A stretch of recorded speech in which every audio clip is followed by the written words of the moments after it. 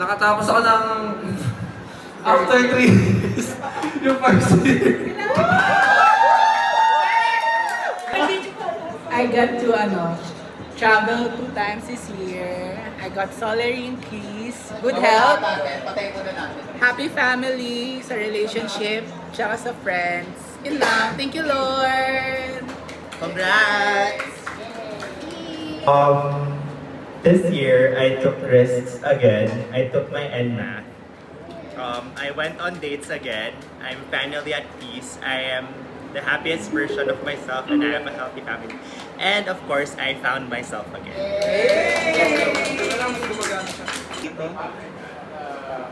Pinagdaan ko this year. So, na-survive ko yung SK journey ko this year. So, sana next year ulit. I survived this motherfucking year to year. So, big achievements ko this year. I graduated, syempre. Syempre, nagkaroon din ng work. Nagka-joon tumagal!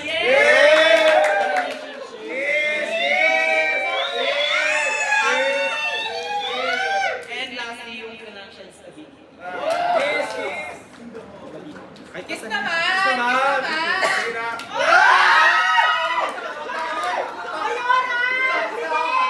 I survived first time while working, and I got to meet Dave. Mine is I got to travel this year and started living more than just surviving. Kaya thank you, Lord. This year, I became a CPA. I got my first job. I have more time for myself now and I gained a lot of friends. So this year, natupalan, family is in good health. Tapos, nakuha ko yung love na I think I deserve. Tapos, closer to my plan for next year, which is mas abroad. Then, I have my big friends.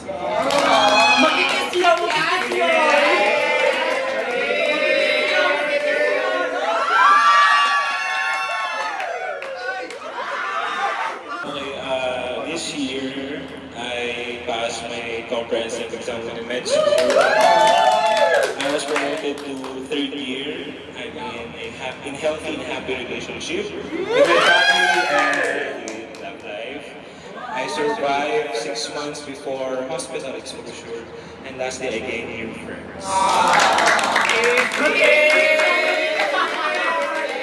If something I really want on healthcare and found new friends then. And my small win is my biggest win at the same time. And thankful ako kasi all of my bills are paid na, and especially my loans. Pero except kay Ate. Yeah, and especially na nakilala ko sa Steve. Wala lang dito!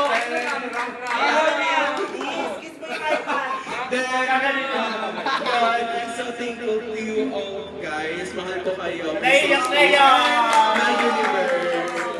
Mami, baka lumabas ka. So, ayun.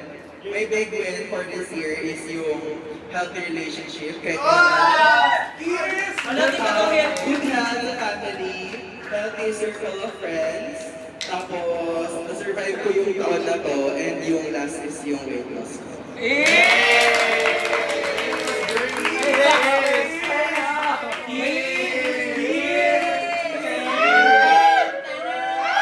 Sa akin naman, yung mga big wins ko for this year. Number 1, I got promoted.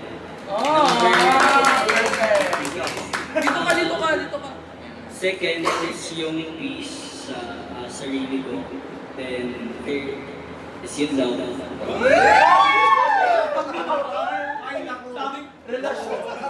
Then also yung contentment. And then, syempre, healthy friendship. Tapos productive career.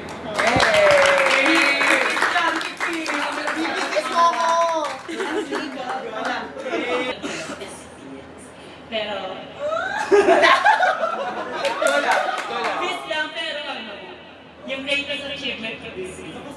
Ayun, naiyak si Mo. Dito ka, lamang ka. Ayoko umiyak kasi. Hindi kasi lahat ng tao yung nag-help para ma-achieve ko rin kung ano yung grades ko.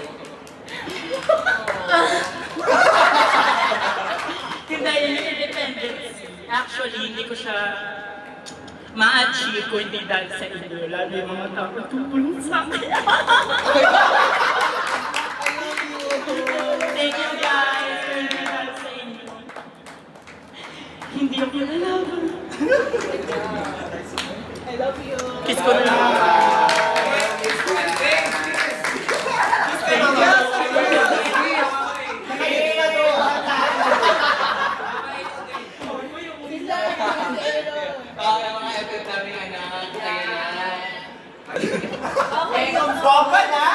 Tapos ko, 2020 pag nabuhay ako. Tapos,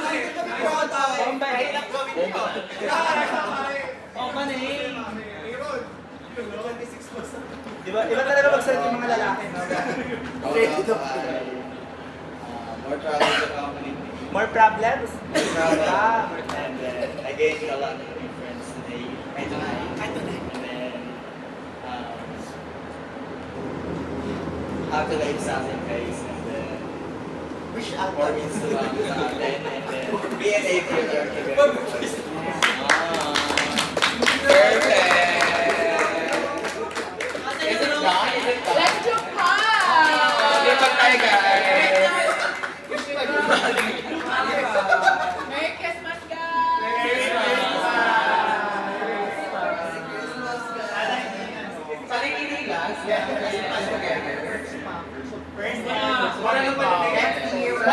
Naiyak ako naka 3K kasi. Basta sana next year, wala nang late. Wala nang late.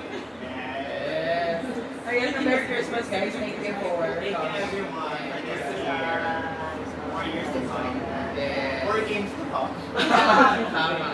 Ayun lang, guys. Thank you so Okay, much. bye. Let's enjoy the night! Yes. Inuman na!